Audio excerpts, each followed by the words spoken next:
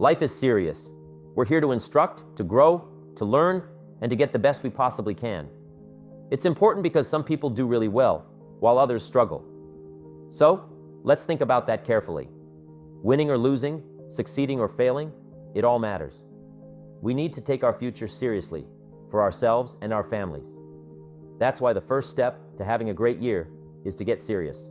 Study, learn, grow, change, and develop. Don't forget to learn from your experiences. If you want to solve problems or seize opportunities, you need to keep learning. We can't just give you a plan and expect everything to work out. We have to spend time learning and improving. When things don't go well, don't give up. Learn from it and try again. This is how life changes for the better, by educating ourselves. Don't be lazy when it comes to learning and growing. That's why you've heard from people sharing their stories and ideas. Learning is the key to wealth and change. So, let's learn, make our dreams come true, and get smarter together. A few simple disciplines practiced every day, and you've started a whole new process, a whole new life. And if you keep up that process, not only with your health habits, but with your money habits, your communication habits, your sales habits, management habits, and every other habit that you've got, if you'll start that process, eliminate the errors, and replace it with disciplines practiced, I'm telling you, you can start this process of life change immediately, after today. You don't ever have to be the same again, only by choice, errors, and judgment. A few simple disciplines. Wealth beyond imagination. Let the miracle of everything that's available work for you, and start working on the inside. Work on your philosophy. Work on your attitude. Work on your personality. Work on your language. Work on the gift of communication. Work on all of your abilities. And if you'll start making those personal changes, I'm telling you, everything will change for you. Work on yourself. Then you bring more value to the partnership, to the marriage, to the franchise, to the corporation, to the enterprise, to the community, to the nation. Self-development, personal development. The best contribution you can make to someone else is self-development. Not hasty if it isn't required, but don't lose much time. Here's the time to act. When the idea is hot and the emotion is strong, that's the time to act. Don't use the excuses they use. It's called the language of the poor. Switch gears, switch language, switch ideas, switch strategy. Start with the simplest of disciplines, and don't demean any of these disciplines. The smallest of disciplines starts the process of life change. And if you'll invest in this thing called discipline, you can have whatever you wish. It's called the beginning of a miracle. If you will get better, everything will get better for you. What a clear message that was for me. He said, if you'll change your philosophy, if you'll change your habits, if you'll refine your thinking, if you'll change and accept some new disciplines, if you'll turn the corner where you've been in the past, go for a new life for the future, he said, all kinds of remarkable things will happen for you if you will change. Here's what we must learn to do. I didn't go to work to try to change circumstances. I went to work to try to change myself. And I picked up that promise my teacher shared with me, that if I would change, my income would change. If I would change, my bank account would change. If I would change, my future would change. And sure enough, his promise came true for me. You know, the companies were about the same, what they paid was the same circumstances around me were the same, you know, my negative relatives were the same, but I was not the same. That's how my life changed. Things started working for me, changing my life all those years ago. We don't have to change what's going on out there. That's the wind that's blowing. All we have to do is change what's going on in here. And now, there are several ways to do that. The first subject he called personal development. We must learn from personal experience. Pretty simple. Learn from what happens to you. Take a look back over the last few months. Did you make some mistakes? How could you correct those for the future? Take a look back over the last year. Have you done it right or done it wrong? Let's correct it for the next year. Mr. Schoaf asked me when I first met him, he said, "Mr. Rohn, how are you doing? You've been out there now 6 years." And I said, "I'm not doing very well." He said, I suggest you not do that anymore. What a simple, swift analysis to my situation. He said, if you keep doing it, the next 6 years will be like the last 6. You don't want that to happen.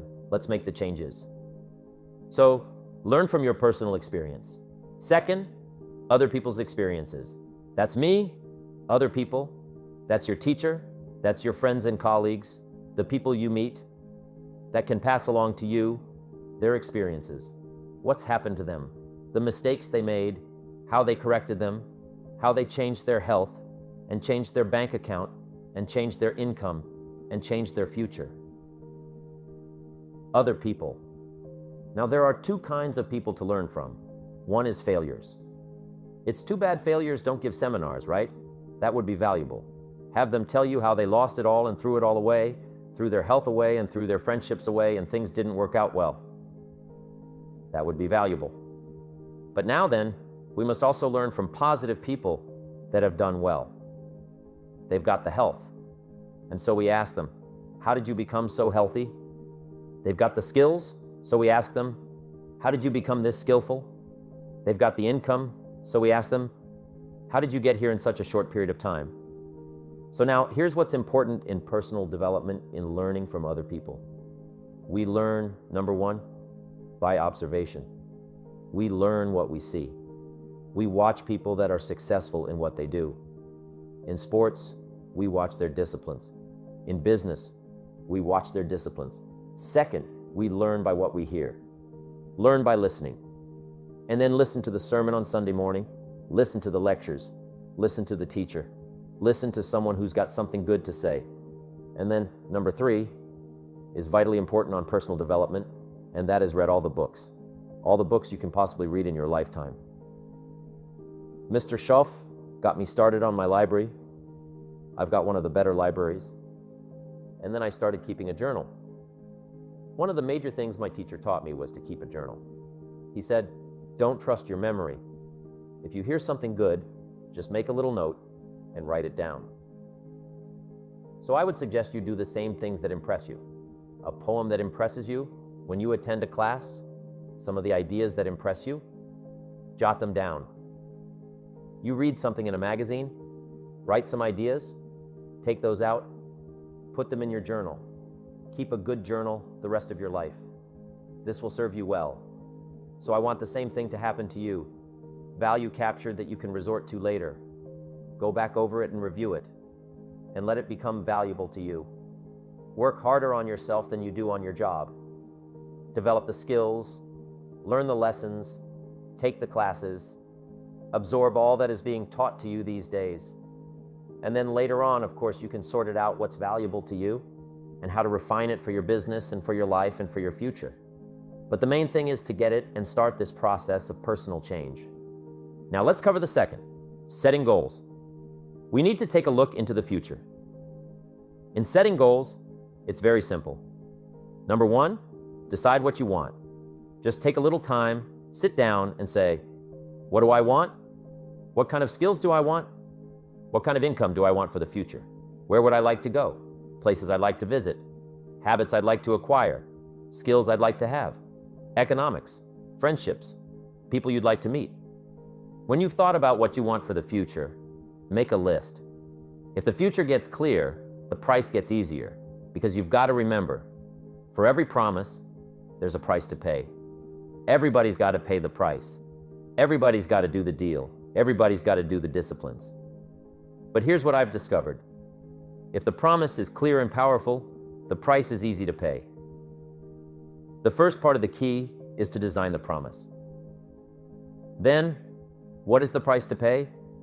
I'm telling you, the price will be easy if you'll make the promise of the future clear for yourself. All of the values of life that you could possibly want, and be serious about it, I promise you, it's an easy price to pay. Anybody can pay it. And the best advice I can give you is, if I can do it, you can do it. Start setting your goals and see if you can't get a better excitement going for the things you want to accomplish for the future. One of the major reasons for setting goals is for what they make of you in achieving them. My teacher advised me when I first got started at age 25. He said, Jim, Why don't you set a goal to become a millionaire? I'm here to help you. And he said, here's why. For what it will make of you to achieve it. Set the kind of goals that will make something of you to achieve it. So part of the key here is to set the kind of goals that will make something of you. Don't set them too low so that you don't have to grow, and you don't have to read, and you don't have to try, and you don't have to stretch. Don't set them too low. And then don't sell out. Don't go for something that's going to cost you your virtue or cost you your values or sell out your principles. There's a good middle road here to follow. Goals that will inspire. Goals that will help you grow, change, develop, and become better than you. So if you want something to pull you through all kinds of challenges, all kinds of difficulties and things that come at you, you've got to have something out there beyond today, beyond next week, beyond next month, beyond this year, that pulls you into the future. And the clearer it is, the stronger it pulls, the more dynamic it is, the more it affects your life, your spirit, your heart, your soul. It also creates imagination. It gets your mind working on how to achieve that purpose. And if your mind will work, and if your heart works, and if your spirit works, and if you have good input, like good ideas, I'm telling you, there isn't anything you can't accomplish. Ideas gather dust, you know. They don't produce it all by themselves. It's like philosophy is not the end. Philosophy is the beginning. Philosophy must be invested. When I talked about philosophy, attitude, and disciplines, they must be invested. And if you invest philosophy and attitude and disciplines, then they produce results. Now here's all you've got to do. Turn that around. A few simple disciplines practiced every day starts to create success. Not at the end of the first day. The first day is the end of a new beginning. Every new discipline affects the rest. Every new discipline makes a difference. That's why action is so important. The smallest action, the least action. The action that you won't think will matter. It all matters. Take it. Because when you start accomplishing and the value starts to return, you'll find inspiration to do the next one, and the next one, and the next one. But for this whole process to work for us, we must first master the art of discipline, self-discipline, consistent self-discipline. It doesn't really matter how smart you are or how much you know if you don't use it. It doesn't really matter that you graduated Magnum Luti if you're stuck in a low-paying job. It doesn't really matter if you attended every seminar that comes to town if you don't apply what you've learned. Better than knowledge is applied knowledge. And once we've applied our knowledge, we must study the results of that process. Apply our knowledge, study the results, refine our approach. Finally, by trying and observing and refining and trying again, our knowledge will inevitably produce worthy results, admirable results. And with the joy and results of our efforts, we continue to apply, to learn, to observe, to fuel our ambition with the positive reinforcement of continued progress. Pretty soon, we'll find that we're swept into a spiral of achievement, a vertical rise to success. It takes consistent self-discipline to master the art of setting goals, to master the art of time management, to master the art of leadership, to master the art of parenting and relationships. If we don't make consistent self-discipline part of our daily lives, the results we seek will be sporadic and elusive. It takes a consistent effort to truly manage our valuable time, or we'll be consistently frustrated. Our time will be eaten up by others whose demands are stronger than our own. It takes discipline to conquer the nagging voices in our minds, the fear of failure, the fear of success, the fear of poverty, the fear of a broken heart. It takes discipline to keep trying when that nagging voice within us brings up the possibility of failure. It takes discipline to admit our errors and recognize our limitations. The voice of the human ego speaks to all of us sometimes. The voice of ego says that we should magnify our value beyond our results. It leads us to exaggerate, to not be totally honest. It takes discipline to be totally honest, both with ourselves and with others. It takes discipline to change a habit, because habits are formed a little bit each day, every day, every day. Once habits are formed, they act like a giant cable, like a nearly unbreakable instinct that only long-term disciplined activity can change. You just have to go home and make a list. After today, here's the question to ask as you make this personal list. What am I not doing that would be easy to do? that could greatly change my health, my wealth? What am I neglecting that would be easy to do? Just go home and answer that question personally. You don't have to put the answers on a public bulletin board. This is just all personal stuff. But here's how you get a miracle going for your life. Number one, do what you can. Get a list of the stuff you could do and you haven't done, postponed, and start cleaning that up. You can't start at a better place for personal change. That'll affect your bank account, affect your future, affect your income, affect everything. You can't start a better life change process than cleaning up what you should be doing. The man says, well, my mother lives down in Florida. Should have written her 6 months ago. I just can't seem to get that letter written. I'm asking you to get that letter written, clean that up, and don't walk like other people walk. Don't postpone like other people postpone. You say, well, is it as simple as writing a letter? And the answer is yes. Where else would you start for life change, personal change? Number two, do the best you can. If that's not your philosophy, I would ask you to amend it. Let me give you the best of ancient script. Here's what it says. Whatever your hands find to do, do it with all your might, do it with all your strength, and do it with all your power. What a good philosophy. That kind of philosophy can revolutionize your life. If you haven't picked it up lately, the guy slips in late, comes late, doesn't seem to mind. Slips out early, first one in the parking lot, heading for happy hour, stretches his break, comes early for lunch, late back from lunch. Company doesn't seem to notice. Guy says, best as I can calculate, I'm putting in about a half a day's work and I'm collecting a full day's pay.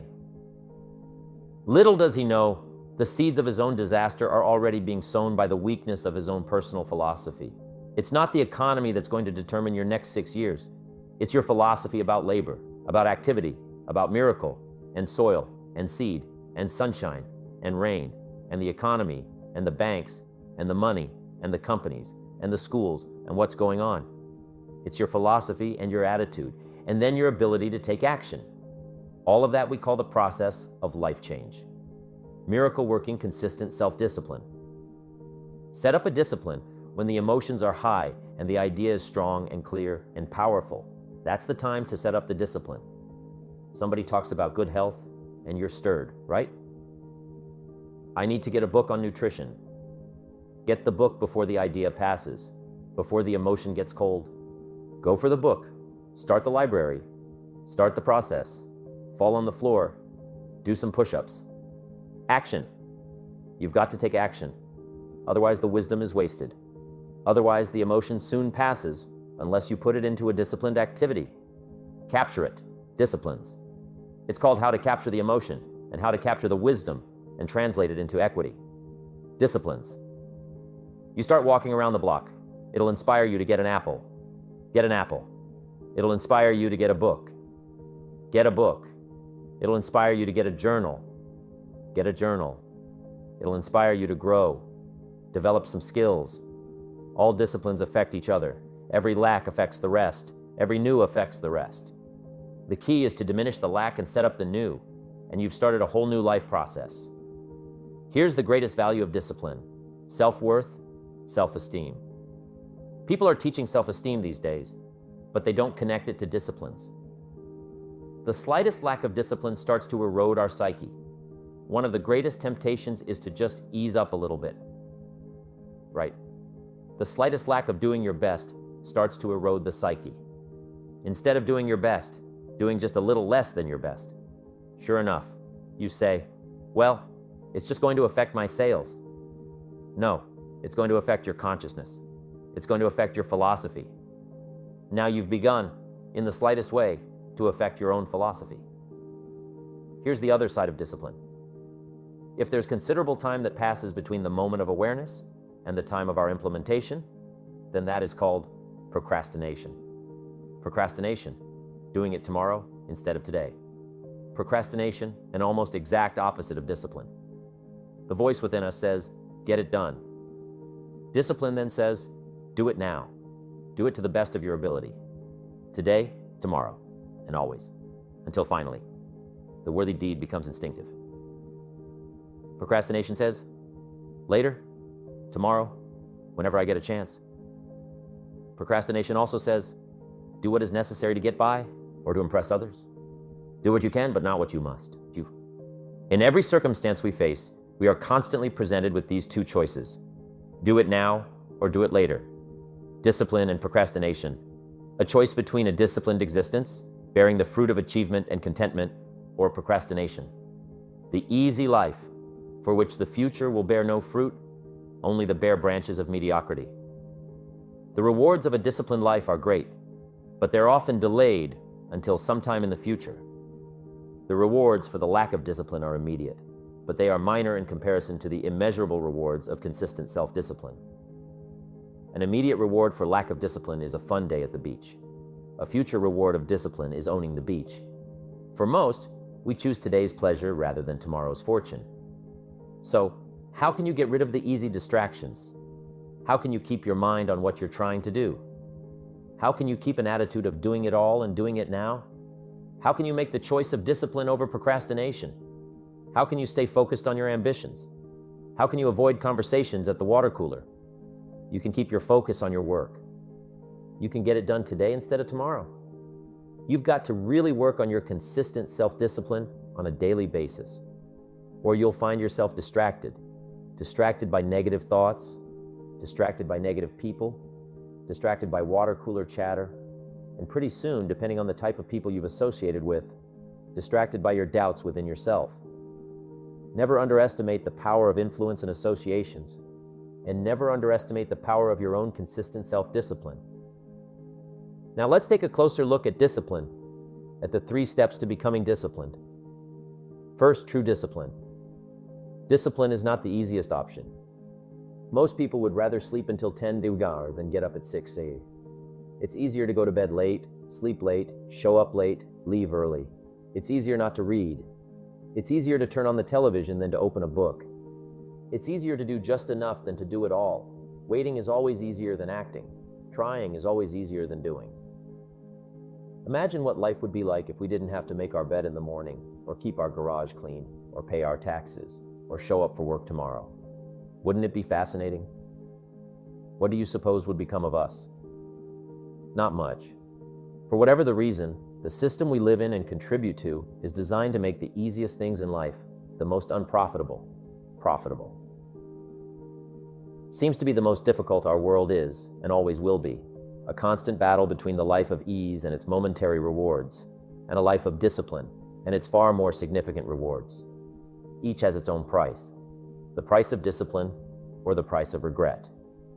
The second lesson of discipline is that it's a full-time activity. And we've said that the best form of discipline is consistent self-discipline. You see, the discipline that it takes to make your bed every day is the same discipline necessary for success in the world of business. The discipline to organize your garage is the same discipline to organize your business. All disciplines carry through to affect all parts of our lives.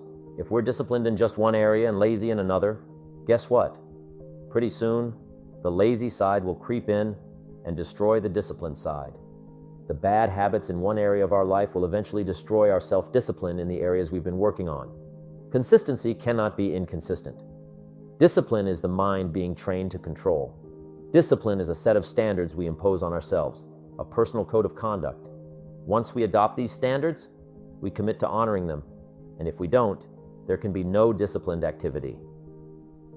The third step to becoming consistently self-disciplined is a philosophy that holds one of life's unique promises. For every disciplined effort, there is a multiple reward. Everything of value requires discipline. Children, for instance, require unwavering and consistent discipline to understand what's right and wrong, acceptable behavior, and boundaries. The most valuable form of discipline is the one we impose on ourselves. Don't wait until things deteriorate so drastically that someone else must impose discipline into your life. Your life, my life, the life of each one of us is going to serve as either a warning or an example. In the end, it is your own discipline that acts as the magic catalyst to give substance and depth to your ambition, to achieve your own plans and dreams. Humans also need words. Words nourish the mind, give life, and create insight. The mind needs to be exercised, refined, and stimulated by debate. We need both sides of the human drama represented. That's why we study both good and evil, health and illness, We need to give voice to both sides of the issue to strengthen our own arguments. Our personal philosophy needs to be developed so we can see the opportunities on the other side, so we can maximize those opportunities. This is the twin challenge in developing ideas and philosophy and strengthening all of it. The battle of the mind is significant for us every day. What to think, what not to think. It's a continuous process of growth and development, a journey toward maximizing opportunities and avoiding dangers, both within ourselves and in the world around us. Mr. Schaff's advice to stand guard at the door of your mind is invaluable. It reminds us that we have the power to decide what enters our minds and ultimately shapes our futures. We must be wary of the negative thoughts and self-doubt that can steal our promise and potential. Instead, we should strengthen the positive side of our internal dialogue, nurturing healthier, stronger, and wiser mindsets each day. Engaging in the debate of life, what to eat, where to go, what to say, what to do, requires us to fortify our minds with positive reinforcement. By doing so, we build a shield against negativity and distractions that could hinder our personal development and future success. Building a robust mental library is essential. It consists of visual resources, such as videos, and auditory resources, like podcasts or audiobooks. However, it's crucial not to consume only mental candy, superficial or entertaining content. Instead, we should seek out diverse perspectives, debate ideas, and form our own conclusions. It's also essential to give ourselves the chance to change and refine our philosophies as we grow. Our libraries should reflect our dedication to personal development, showing that we're willing to learn, debate, and evolve to achieve our goals. In the end, it's the daily disciplines, the small, consistent actions, that make the most significant difference in our lives.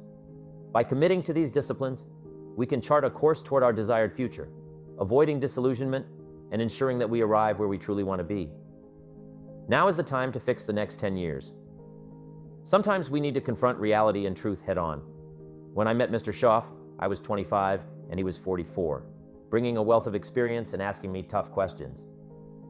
He posed the pivotal question: are you reading the books that will take you where you want to go in the next 5 years? It's a brilliant statement. You're either engaged in the disciplines or you're not. We must avoid disillusionment, hoping without acting, wishing without doing. The key is to assess where we are and what changes we can make to ensure we're taking daily steps toward our desired treasures: mental, personal, spiritual, and financial. Coaching can be invaluable. Taking time out to listen to someone's experiences and ideas can lead to moments of correction that prompt positive changes in our lives over the next 1, 3, or 5 years. We all need inspiration, but it often stems from self-motivation. Waiting for someone else to turn us on isn't a strategy. We must draw emotional vitality from life's challenges and opportunities. Let others lead small lives, cry over minor hurts, and argue over non-essentials, but not us. We should deal in things that matter and ensure our actions stem from our own conclusions, not blind followership.